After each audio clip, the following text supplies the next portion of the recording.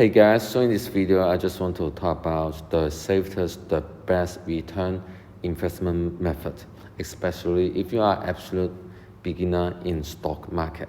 So if you want to earn safe money with great return, the only thing you can do is invest in ETF, especially the S&P 500. To me, I think S&P 500 and Nasdaq Index Fund, these two are the best in the world. So for the past 40 years, actually for the past 60 years, if we calculate the annual return, the yearly return, actually is 10% every year.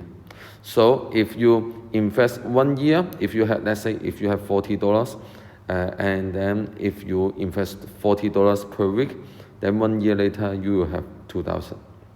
50 years later, you have $2 million. That's crazy. So by using the combined interest methods as well as the dividend return and capital gain, you will have substantial return. So that's why these days I no longer purchase individual stock. Instead, I just purchase ETF, QQQ and SPY. These two are my favorites. And I will keep doing it, and I believe that one day it will bring me a significant return. So sometimes just do things simple, okay? Invest simple.